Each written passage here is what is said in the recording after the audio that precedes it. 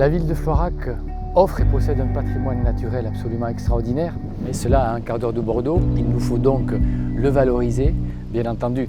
Et pour cela, nous mettons en place avec l'équipe municipale une gestion attentionnée, une gestion différenciée qui nous aide à maintenir cet équilibre entre la ville ancienne et la ville moderne. Donc en jouant sur ces deux harmonies, je pense que nous tenons là effectivement l'équilibre et qui me permet de dire qu'il fait bon vivre à Florac.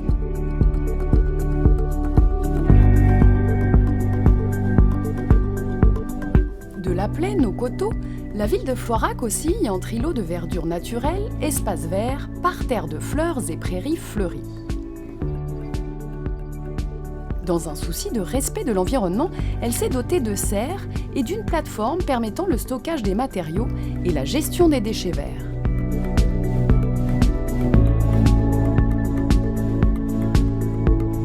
Le rôle de l'outil de production, c'est donc de sortir un certain nombre de plantes finies pour les parterres de la ville de Florac. Et donc ces pratiques vertueuses, c'est que l'on va, si possible, utiliser de plus en plus de terreaux biologiques, si possible biodégradables.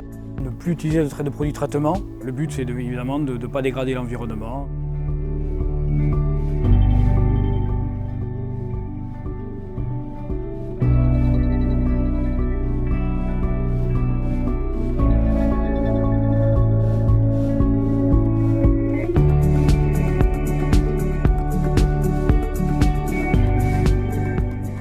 Sur les routes sinueuses qui mènent au domaine de la Burthe, les lignes des coteaux se parent d'une luxuriante végétation. Havre de nature en plein milieu urbain, le domaine de la Burthe et ses 70 hectares font l'objet d'un plan de gestion spécifique de nature en faveur du développement durable et de la biodiversité. Au cœur du domaine, une étoile semble tomber du ciel.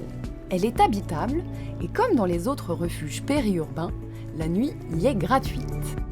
À votre réveil, vous croiserez peut-être des chèvres qui contribuent à l'entretien de ces bois.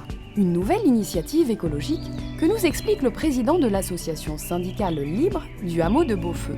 Cette année, on a innové puisqu'on a mis des broussaillasses dits écologiques avec des chèvres qu'on retrouve derrière sur 4000 m². C'est un premier essai. Donc la ville de Florac, au niveau du broussaillage, nous offre une subvention de l'ordre de 40%.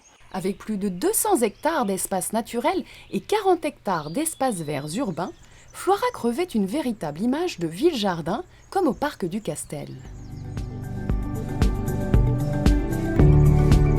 Le mariage réussi entre nature et urbanisme s'illustre aussi au parc des Étangs. Ce coin de nature au milieu des habitations offre une promenade douce de 800 mètres autour d'un plan d'eau, ponctué de cabanes d'observation et de pontons en bois. Traversant les rives de Florac, la noue paysager relie subtilement les coteaux à la Garonne. Pour favoriser le lien social et améliorer le cadre de vie des habitants, la ville a aménagé le jardin vert du Pré-Vert au sein du parc du Rectorat. On a développé ce jardin en 2014, il fait à peu près 300 m². On a 12 bacs et 10 jardiniers qui sont au quotidien dans le jardin. Et on a installé un autre jardin partagé sur le bas Florac, où les habitants peuvent, au milieu de leur quartier, profiter de bacs de jardinage, se rencontrer et puis développer des petits projets dans leur quartier. Ce que j'ai le plus apprécié, c'est que j'ai appris à recycler les palettes. Donc j'ai fabriqué mon propre bac à pommes de terre. On est vraiment sur pas d'utilisation de pesticides, pas d'utilisation de produits phytosanitaires. J'avais toujours rêvé d'avoir une parcelle dans un jardin et mon cœur a fait un bond. J'ai dit waouh, c'est super, ma prière a été entendue et je suis venue tout de suite.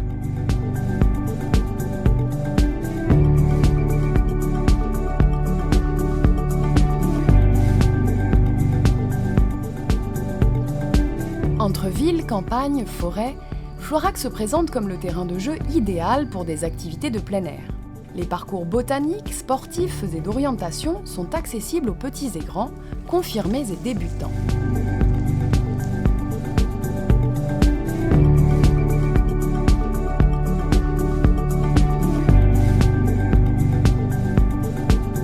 Notre balade s'achève au détour du fil vert dont le tracé révèle la beauté et la rareté des lieux.